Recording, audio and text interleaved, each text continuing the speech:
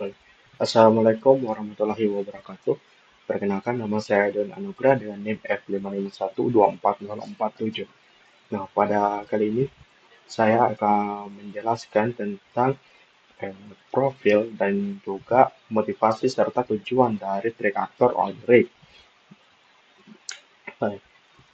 Oil-Rig merupakan sebuah kelompok ancaman cyber yang terdata dalam database Mitra ATT CK dengan kode G0049 yang mana Oil-Rig ini pertama kali diidentifikasi sejak tahun 2014 dan masih aktif sampai saat ini. Nah, sejak awal kemunculannya juga Oil-Rig ini tidak hanya menggunakan satu pola serangan tertentu, tapi mereka berkembang dari tahun ke tahun. Mereka selalu mengembangkan pola serangan mereka sampai saat ini pola serangan mereka terus berubah-ubah dan terus berkembang. Kemudian OIREG ini juga diklasifikasikan sebagai nation state threat actor yang merupakan kelompok eh, threat actor yang terafiliasi oleh sebuah negara, yang mana negara ini oil rig ini diduga terafiliasi dengan pemerintah Iran. Mengapa demikian? Karena oil rig ini dia memiliki alamat server itu yang berada di Iran, serta beberapa eh, malware yang mereka miliki setelah dibongkar ternyata di dalamnya terdapat bahasa Persia di dalamnya. Dan juga yang paling krusial, eh, target dari serangan oil rig ini itu sangat sejalan dengan kebijakan geopolitik negara Iran, sehingga semakin menguatkan bahwa kelompok ini itu dia memiliki hubungan dengan pemerintahan negara Iran. Kemudian karakteristik operasi dari oil rig ini sendiri, dia melakukan operasi itu dikategorikan sebagai APT atau Advanced Persistent Threat, yang mana serangan mereka itu sangat terstruktur, jangka panjang dan memiliki target spesifik, serta mereka juga menyerang dalam diam karena mereka akan berada dalam sistem target dengan waktu yang sangat lama. Tidak seperti serangan cyber pada umumnya, yaitu hit and run, mereka masuk dan langsung keluar. Tapi OIRIG ini tidak, karena mereka akan menetap dalam sistem target. Kemudian OIRIG ini juga dikenal dengan banyak nama seperti APT34, Global Gypsy, Felix Kitten, Hazel Sandstrom, dan lain sebagainya. Nah, hal ini disebabkan karena perbedaan penamaan dalam lembaga-lembaga yang mengidentifikasi serangan cyber di dunia. Nah, penamaan ini dia berdasarkan penamaan internal lembaga-lembaga tersebut, tidak memiliki standar khusus sehingga namanya bisa berbeda-beda padahal dari satu kelompok yang sama, yaitu OIRIG. Kemudian di sasaran operasi mereka yang OIRIG ini dia memfokuskan target utama itu pada negara-negara yang berada di kawasan Timur Tengah dan juga beberapa organisasi internasional yang memiliki hubungan yang strategis dengan negara Timur Tengah. Ya. Dalam melakukan serangan operasi, mereka itu sangat mengincar dokumen pemerintahan dan diplomatik. Mereka mengambil dokumen kebijakan, komunikasi, diplomatik, dan data-data strategi sebuah negara. Kemudian, mereka juga mengambil data dari energi migas, yaitu mengincar data produksi, kontrak bisnis, dan kebijakan industri di pusat energi global. Karena wilayah Timur Tengah sendiri merupakan pusatnya dari minyak minyak dunia. Kemudian itu dalam sektor keuangan dan perbankan, di mana OIREG ini dia mengambil data transaksi finansial, informasi ekonomi yang sensitif bagi sebuah negara. Kemudian ada juga telekomunikasi, mereka mengambil infrastruktur akses lalu lintas komunikasi pemerintahan. Nah, mereka melakukan ini karena mereka memiliki tujuan, yaitu tujuan tujuan dan motivasi mereka yaitu melakukan spionase, yang sebagai motivasi utama mereka, yaitu spionase cyber, yang mana mereka mau masuk dalam sistem target dan mereka akan mengambil informasi sebanyak-banyaknya yang informasi tersebut akan sangat menguntungkan dari negara mereka, yaitu negara Iran. Nah, kemudian karena tujuan utamanya spionase, maka ORID ini dia berbeda dengan sekelompok serangan cyber lainnya yang tujuannya itu adalah untuk mencari uang atau finansial secara langsung. Nah, sedangkan ORID ini dia lebih fokus untuk mencari informasi. Mengapa informasi? Karena mereka memiliki tujuan, yaitu untuk memiliki keunggulan dalam informasi. Mereka bisa memahami posisi politik mereka dan bisa memprediksi bagaimana mengambil kebijakan kebijakan eh, ekonomi ke depannya, dan dengan keunggulan informasi ini mereka lebih bisa berada di atas saat melakukan negosiasi dengan negara target. Kemudian mereka juga itu untuk mempertahankan persistensi akses. Jadi mereka mempertahankan keberadaan mereka dalam sistem target itu dalam waktu yang lama dan tidak diketahui oleh target itu sendiri. Nah, saat mereka berhasil masuk dalam dalam jaringan target, mereka akan mengambil data itu secara sedikit-sedikit melalui protokol HTTP dan DNS, sehingga eh, keamanan sistem keamanan dari target itu hanya mengira bahwa yang masuk itu hanya sebagai user biasa, orang biasa yang keluar masuk dalam web mereka. Padahal sebenarnya itu merupakan teori ini yang masuk, tapi mereka mengambil data, dan cara mereka mengambil data mereka itu dipecah, dipecah, setelah dipecah, mereka akan mengenkripsi data tersebut sehingga diketahui bahwa ada data target yang keluar dari target itu. Jadi ada data yang mereka ambil tanpa diketahui oleh target sendiri. Nah, untuk melakukan itu, mereka menggunakan website, schedule touch, dan pencurian kredensial. Jadi mereka masuk dengan kredensial yang sudah mereka dapatkan sebelumnya. Nah, selain itu juga, selain untuk mengumpulkan informasi dan spionase, mereka juga punya serangan yang skala besar, seperti malware serokler yang malware ini jika dijalankan maka komputer itu bisa langsung crash dan mati, serta data yang ada di dalamnya itu langsung ditimpa sehingga semua isi datanya itu rusak. Nah, hal ini sangat berguna jika ORIG ini dia berhasil diketahui oleh targetnya bahwa eh, website web mereka sedang dibobol oleh ORIG, sehingga untuk menghilangkan jejak, ORIG bisa langsung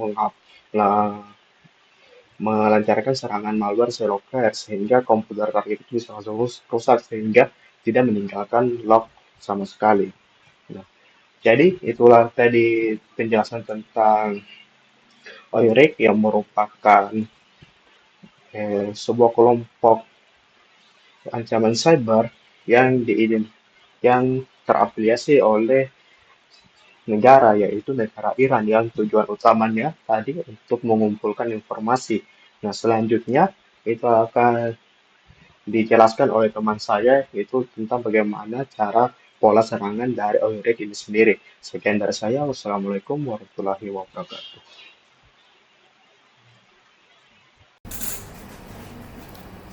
Assalamualaikum warahmatullahi wabarakatuh. Perkenalkan, nama saya Muhammad Azan Putra Pratama dengan NIM F55124051. Pada kesempatan kali ini saya akan menjelaskan tentang 11 taktik Mitre, ATT, dan CK pada ORIG. Nah, ORIG sendiri menggunakan pendekatan terstruktur untuk siklus hidup serangan, memanfaatkan 11 taktik utama. Itu terdiri dari kode TA001 sampai TA0011. Nah, pada TA0001 yaitu initial access. Pada tahap ini, penyerang mulai masuk ke sistem korban. ORIG biasanya menggunakan email spear phishing, yaitu email yang dibuat seolah-olah terpercaya berisi file atau link berbahaya. Jadi, semisal kita dikirim email berupa email bank, email asuransi, dan email sejenisnya yang terlihat sama persis seperti email asli. Ternyata itu bukan email asli. Nah, mereka juga memanfaatkan celah keamanan seperti CVE 2017 untuk langsung menjalankan kode berbahaya tanpa disadari korban. Jadi ketika korban menekan link tersebut, maka tanpa disadari ada kode yang berjalan dan masuk ke sistem seperti itu. Terus kode TA0002 yaitu execution. Setelah berhasil masuk, penyerang menjalankan malware yaitu Oilrik menggunakan makro VBA script dan PowerShell untuk mengeksekusi kode berbahaya di komputer. Jadi Oilrik ini menjalankan program jahat di dalam sistem. Nah, terus untuk kode TA0003 yaitu persistence yaitu agar tetap bisa masuk walaupun sistem di restart, Oilrik membuat pintu belakang yaitu membuat akses tetap ada dalam jangka panjang. Terus pada kode TA0004 yaitu privilege escalation, penyerang mencoba mendapatkan hak akses lebih tinggi, misalnya itu menjadi admin. Jadi penyerangnya itu naik level akses supaya bisa kontrol lebih banyak. Nah, terus pada kode TA0005 yaitu defense and evasion, yaitu agar penjahatnya ini tidak terdeteksi, antivirus atau sistem keamanan Oilrik menyamarkan malware, yaitu dia seperti bersembunyi dari sistem keamanan tersebut. Terus pada kode TA0006 yaitu credential access, jadi Oilrik ini mencuri username dan password dari korban. Nah, jadi dia mengambil akun dan password yang ada pada komputer kita. Terus pada TA0007 yaitu discovery, penyerang mulai mengintai isi sistem dan jaringan menggunakan beberapa perintah. Jadi dia mencari tahu kondisi dan isi jaringan yang sedang digunakan si korban, seperti itu. Pada kode TA0008 yaitu lateral movement, itu setelah penyerangnya paham jaringannya, Oilrik berpindah ke komputer lain yang dalam jaringan yang sama. Jadi dia menyebar ke sistem lain, bukan hanya pada satu komputer saja. Pada kode TA009 yaitu collection, jadi pada tahap ini penyerang mulai mengumpulkan data penting seperti screenshot layar, rekam aktivitas keyboard, dan ambil data clipboard. Nah, terus pada kode TA0010 exfiltration, jadi data-data yang sudah dikumpulkan itu dikirim keluar jaringan. Jadi data-data yang sudah diambil dan data yang sudah dicuri itu dikirim keluar, seperti itu. Terus pada kode TA0011 command and control, itu merupakan tahap terakhir. Jadi penyerang ini mengendalikan sistem korban dari jarak jauh menggunakan HTTP dan DNS. Jadi komputer korban dikontrol dari luar, seperti itu. Assalamualaikum warahmatullahi wabarakatuh. Perkenalkan, nama saya Latifah Putri Fakudin dengan NIM F55124067. Jadi di sini saya akan menjelaskan bagian bab 3. Di sini saya akan menjelaskan di bagian teknik. Di sini di slide ini saya akan berbicara tentang initial access, discovery, dan execution. Yang pertama itu Spearsing Attackman dengan ID 31566.001. Teknik pertama ini termasuk dalam taktik initial access. Oilrik ini mengirim email dengan lampiran berbahaya seperti Veldok atau XLS. Jadi mereka mengeksploitasi CVE 2017118882 ini untuk mengeksekusi kode jarak jauh. Ini adalah vektor infeksi utama yang digunakan Oilrik untuk mendapatkan akses awal ke sistem korban. Selanjutnya itu teknik kedua yaitu account discovery dengan kode T1087. yang termasuk dalam taktik discovery. Setelah masuk, oil rig ini menjalankan perintah net user untuk melihat daftar akun lokal dan net group domain admins atau domain untuk mengidentifikasi administrator domain. Tujuannya adalah untuk memetakan lingkungan korban sebelum melanjutkan serangan. Teknik yang ketiga itu PowerShell dengan kode T1059.001 yang termasuk dalam taktik execution. Oilrig ini menjalankan perintah seperti PowerShell execution polisi xbpeps min h bla bla bla untuk mengeksekusi script berbahaya yang sudah di-encode. Teknik yang keempat yaitu Visual Basic dengan kode T1059.005 file.vbs ini berfungsi sebagai dropper untuk menginstal malware ke sistem korban nanti. Selanjutnya itu teknik yang kelima yaitu Windows Command Shell dengan kode T1059.003. Mereka ini memanggil cmd.exe_c atau file.bat untuk menjalankan perintah sistem.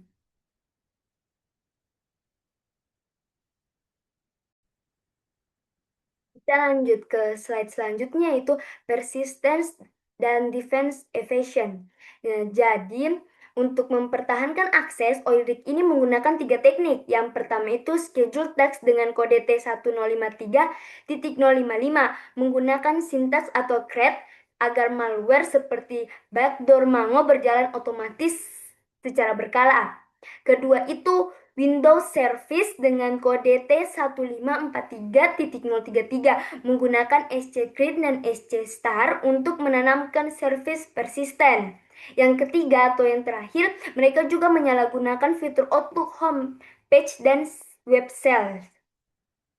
Itu bagian persistence. Selanjutnya kita ke bagian defense evasion. Jadi untuk menghindari deteksi, audit kita menggunakan 3 teknik juga. Pertama itu Pusket atau decode files dengan kode T1140 menggunakan certulit garis decode untuk menyatukan kembali file yang disamarkan. Yang kedua itu menggunakan standar encoding dengan kode T1132.001 menyamarkan payload dengan encoding base 64 via PowerShell. Yang ketiga yaitu sandbox evasion dengan kode T1497.001. Dia ini melakukan pengecekan lingkungan. Kenapa? Untuk melindungi sandbox dari analisa malware.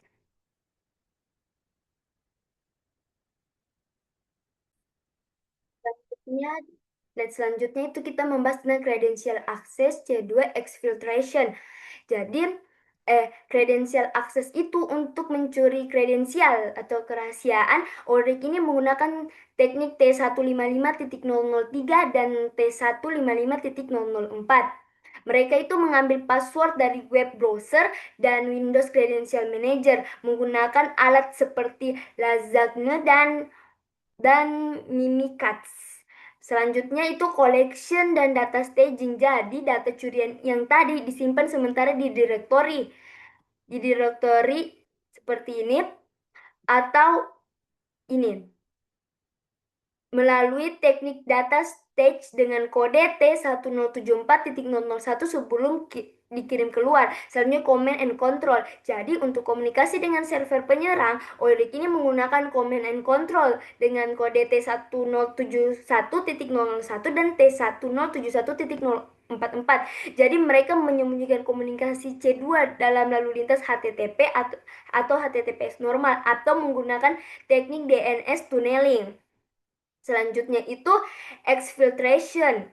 Jadi terakhir ini exfiltration dengan kode T1048.003. Jadi Oilrig ini mengirimkan data curian keluar jaringan menggunakan layanan VTP atau Microsoft Exchange untuk menghindari deteksi.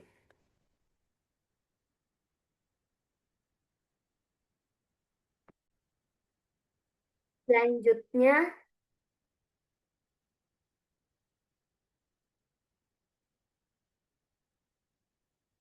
saya akan menjelaskan mengenai heat map. Nah, saya mau ganti dulu mapnya. Selanjutnya saya ingin menjelaskan mengenai head map. Jadi head map oil rig itu hanya menggunakan 11 taktik. Di sini itu ada 14 taktik. Seperti ini yang kita lihat, yang oil rig itu tidak menggunakan 3 taktik ini. Reconnaissance, resource development, sama impact. Selain itu dia masuk ini. Initial access ini tekniknya, execution ini tekniknya, persistence ini tekniknya, ini privilege escalation, ini defense evasion, wah, ini credential access,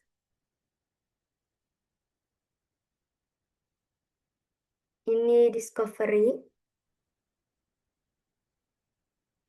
ini lateral movement, ini collection, ini command and control, ini exfiltration, dan impact tidak ada karena dia tidak menggunakan teknik impact. Jadi sekian dari saya. Terima kasih.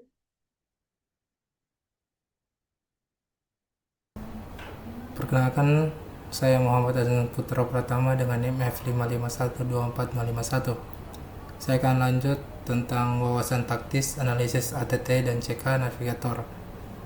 Pada insight pertama, itu kelompok oil rig dengan taktik discovery dan defense evasion memiliki teknik paling banyak. Hal ini menunjukkan bahwa penyerang sangat fokus pada mengumpulkan informasi target dan menghindari deteksi sistem keamanan, yang dimana oil rig ingin paham target dulu, lalu bergerak diam-diam tanpa terdeteksi.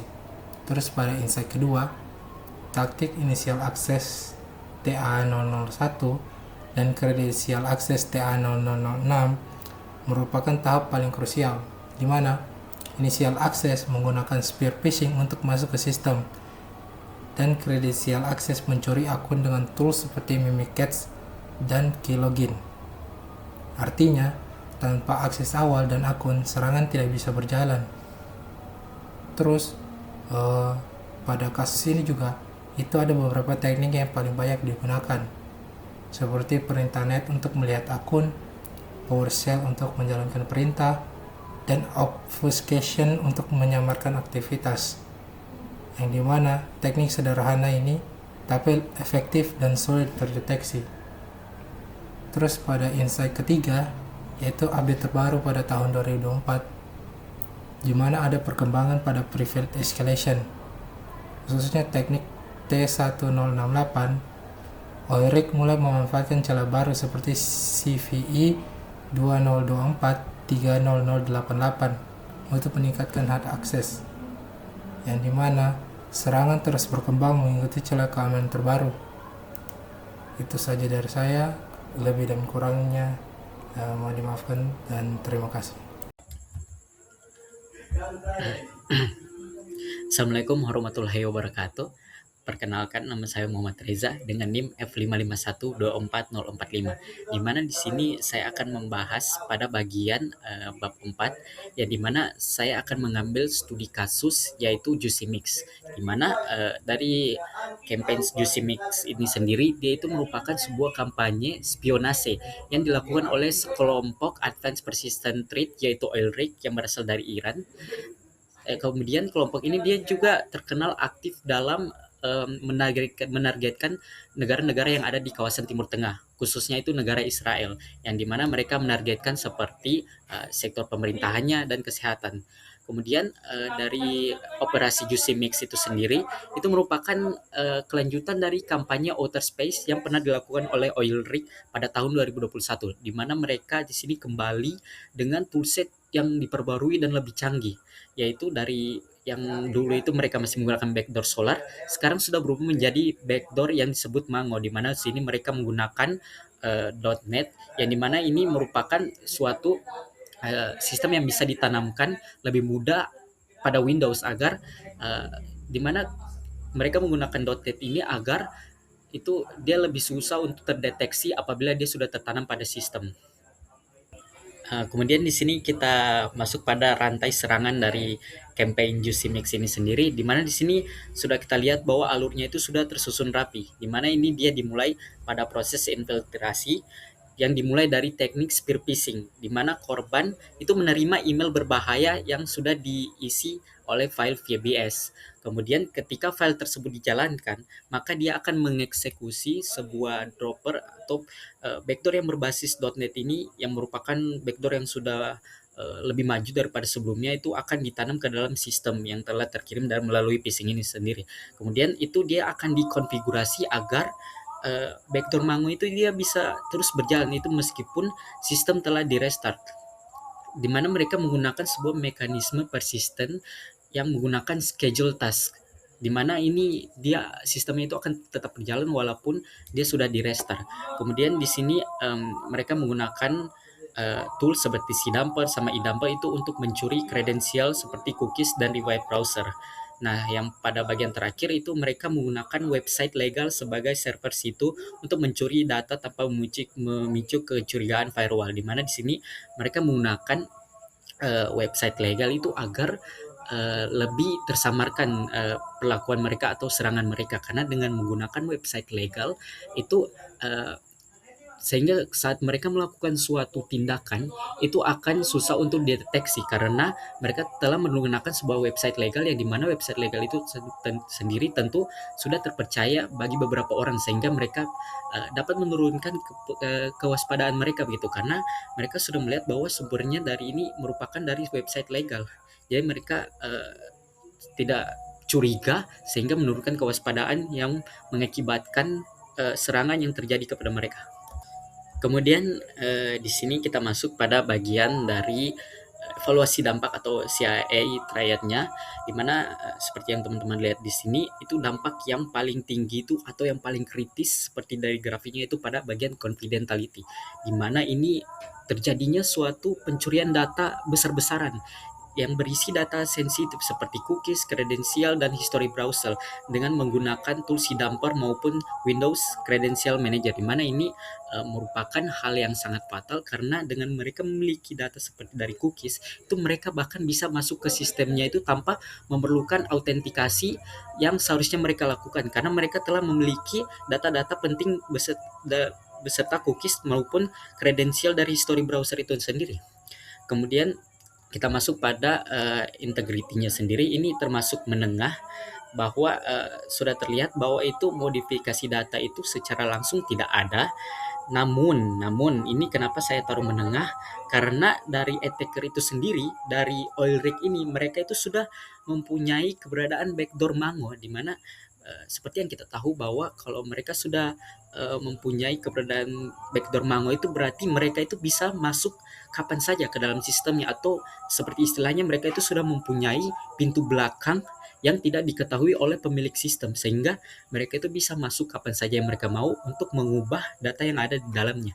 Kemudian masuk pada availability, di mana di sini saya taruh di tingkat minimal karena seperti yang kita ketahui bahwa kasus dari Juicy Mix ini atau campaign dari Juicy Mix ini itu hanya tentang spionase, di mana seperti yang kita tahu tidak ada mereka melakukan serangan seperti di DOS atau ransomware, tidak ada yang destruktif begitu ke sistemnya, karena bahkan mereka itu ingin sistemnya itu agar berjalan tetap normal, agar tidak ada kecurigaan yang datang bahwa sistem ini telah dicuri data-datanya, agar mereka itu bisa mempertahankan mode stealth tidak ketahuan untuk yang jangka panjang, sehingga mereka bisa tetap terus mencuri data-data yang ada di dalamnya. Oke, kemudian kita masuk pada bagian pemetaan bukti insiden itu ke MITRE ATT-nya, di mana di sini seperti yang kita lihat bahwa dari serangannya itu sendiri itu merupakan serangan itu yang terstruktur dari awal hingga akhir, di mana dari langkah-langkahnya dari penyerangannya ini yang mereka mulai dari phishing email yaitu T1566 merupakan phishing yang dimana mereka melakukan itu faktor penetrasi awal dari manusianya, dimana seperti yang kita tahu secanggih-canggih apapun sistem, bahwa sistem itu tetap dioperasikan seorang manusia, sehingga kelemahan dari sistem itu sendiri itu merupakan orang yang menjalankannya atau si manusia itu sendiri. Kemudian masuk pada VPS dropper script yaitu T1059, di mana di sini dia mengeksekusi kode dan menanamkan backdoor Mango yang masuk lewat phishing email sebelumnya. Kemudian di sini dia masuk pada T1053 yaitu schedule task, di mana dia di sini menggunakan persistensi tanpa reinfeksi, yaitu dia itu bisa masuk ke dalam dan beraktivitas secara tanpa ketahuan begitu, sehingga seolah-olah yang telah masuk itu merupakan hal yang normal dalam sistem tersebut.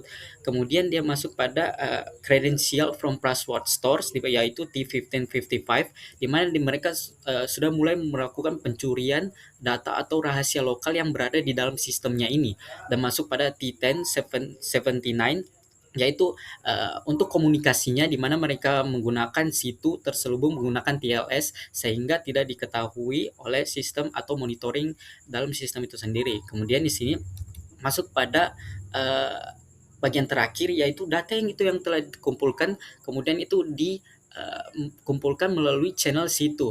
Dan ini menunjukkan bahwa serangan ini bukanlah serangan acak, melainkan serangan yang sudah direncanakan secara terstruktur dan matang yang mengikuti pola khas dari oil rig itu sendiri.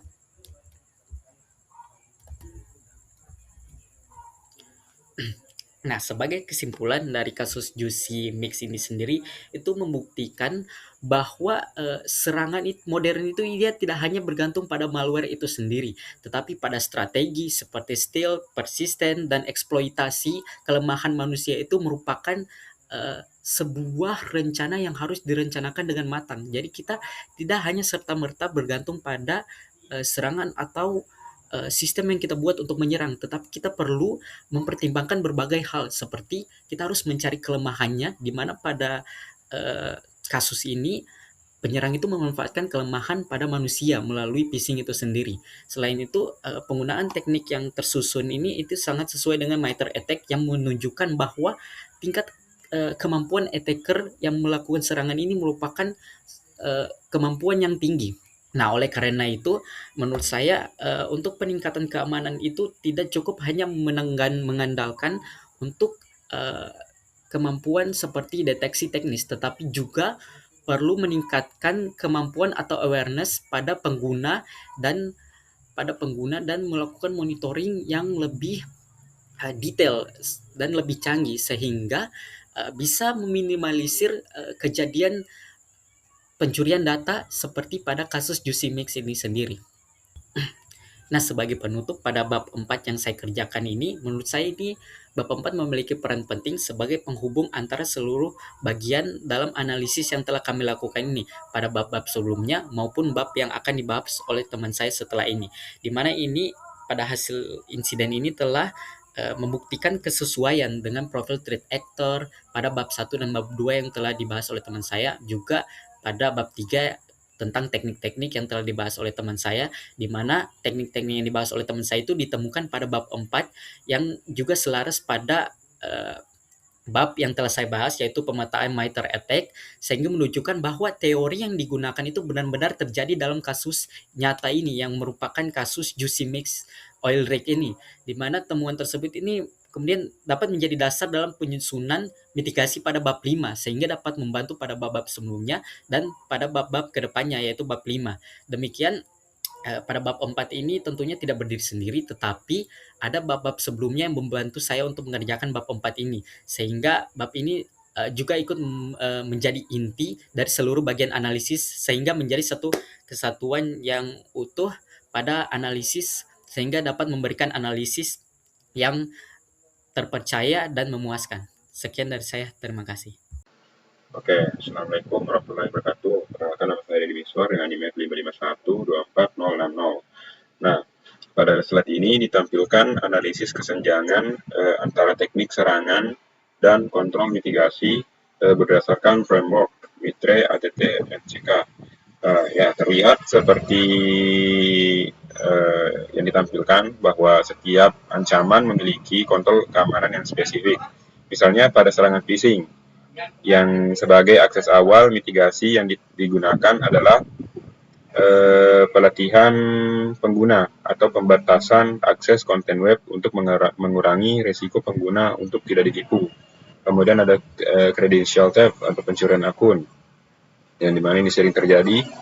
Nah, kontrol mitigasinya itu adalah digunakan multi-factor authentication atau MFA. Kebijakan sandi ketat, manajemen akun audit untuk menghindari akun mudah diambil oleh orang yang tidak bertanggung jawab. Nah, kemudian pada